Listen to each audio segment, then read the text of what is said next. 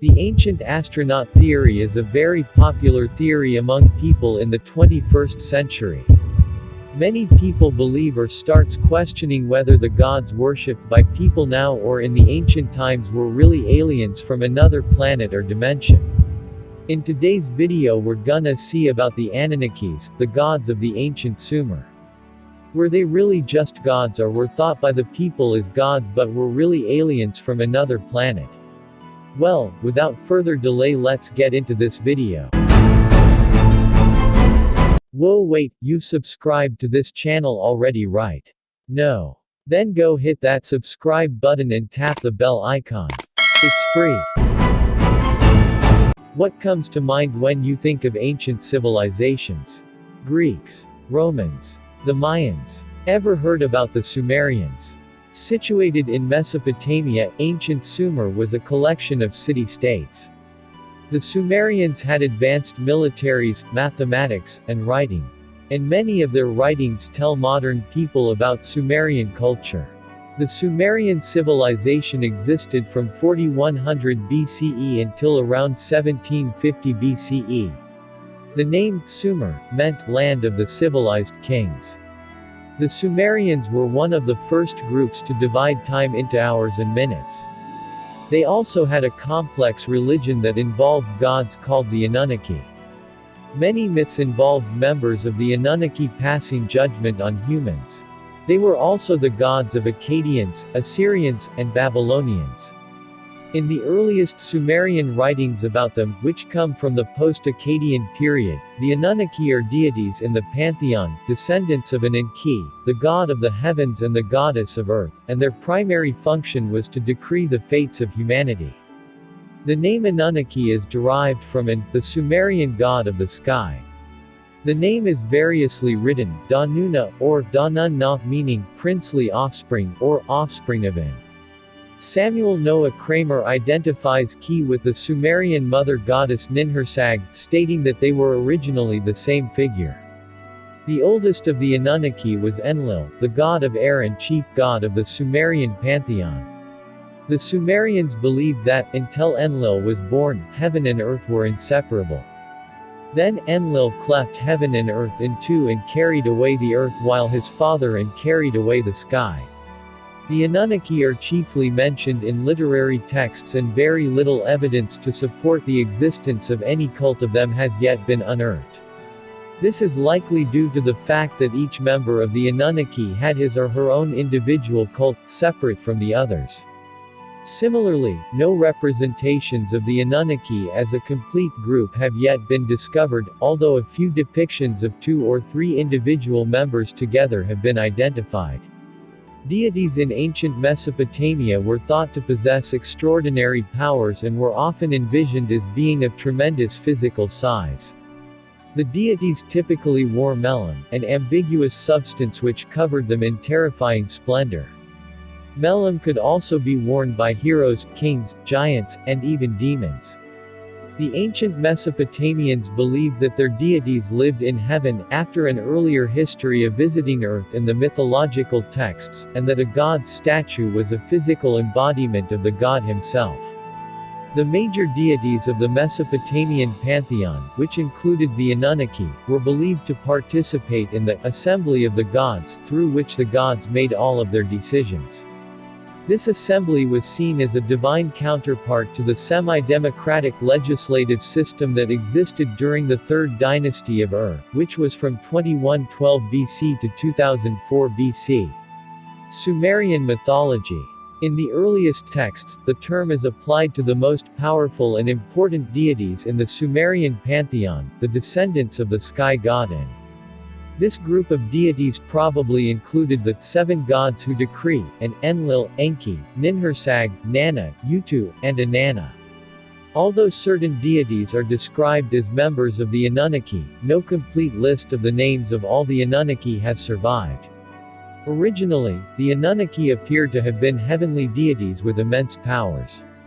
Every major deity in the Sumerian pantheon was regarded as the patron of a specific city and was expected to protect that city's interests. The deity was believed to permanently reside within that city's temple. In Inanna's descent into the netherworld, there are only 7 Anunnaki, who reside within the underworld and serve as judges.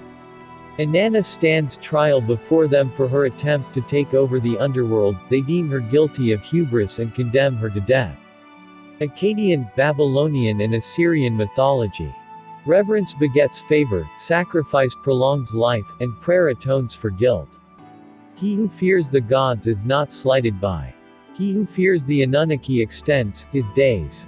Babylonian hymn. Akkadian texts of the 2nd millennium BC follow similar portrayals of the Anunnaki from Inanna's descent into the netherworld, depicting them as chthonic underworld deities. During the Old Babylonian period, which was from 1830 BC to 1531 BC, a new set of deities known as the Agigi are introduced. The relationship between the Anunnaki and the Agigi is unclear. In the late Akkadian Atrahasis epic, the Agigi are the 6th generation of the gods who are forced to perform labor for the Anunnaki. After 40 days, the Agigi rebel and the god Enki, one of the Anunnaki, creates humans to replace them. In the standard Akkadian epic of Gilgamesh, Unapishtim, the immortal survivor of the Great Flood, describes the Anunnaki as 7 judges of the underworld, who set the land aflame as the storm approaches. Later, when the flood comes, Ishtar, the East Semitic equivalent to Inanna, and the Anunnaki mourn over the destruction of humanity. Fun fact: the Epic of Gilgamesh is the oldest epic in the world. Hurrian and Hittite mythology. In the mythologies of the Hurrians and Hittites, which flourished in the mid to late 2nd millennium BC, the oldest generation of gods was believed to have been banished by the younger gods to the underworld. The Hittite account of the old gods' banishment to the underworld is closely related with the Greek poet Hesiod's narrative of the overthrow of the Titans by the Olympians in his Theogony. Are the Anunnakis the alien creators of mankind? Over a series of published books starting with Chariots of the Gods. In 1968, Swiss pseudo-archaeologist Erich von Daniken claimed that extraterrestrial, ancient astronauts had visited a prehistoric Earth. Von Daniken explains the origins of religions as reactions to contact with an alien race, and offers interpretations of Sumerian texts and the Old Testament as evidence.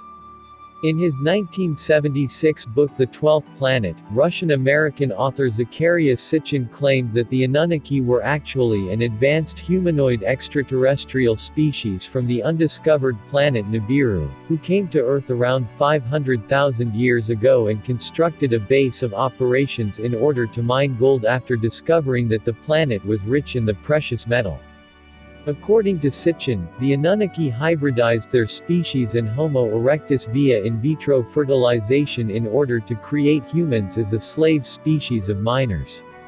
Sitchin claimed that the Anunnaki were forced to temporarily leave Earth's surface and orbit the planet when Antarctic glaciers melted, causing the Great Flood, which also destroyed the Anunnaki's bases on Earth. These had to be rebuilt, and the Anunnaki, needing more humans to help in this massive effort, taught mankind agriculture. Ronald H. Fritz writes that, according to Sitchin, the Anunnaki built the pyramids and all the other monumental structures from around the ancient world that ancient astronaut theorists consider so impossible to build without highly advanced technologies. The planet Nibiru, the planet of the Anunnakis, is thought to be orbiting the Sun every 3,600 years. Many people think it'll appear again in 2046. Nibiru is sometimes referred to or confused with Planet X. Sitchin's writings have been universally rejected by mainstream historians, who have labeled his books as pseudo-archaeology, asserting that Sitchin seems to deliberately misrepresent Sumerian texts by quoting them out of context, truncating quotations, and mistranslating Sumerian words to give them radically different meanings from their accepted definitions.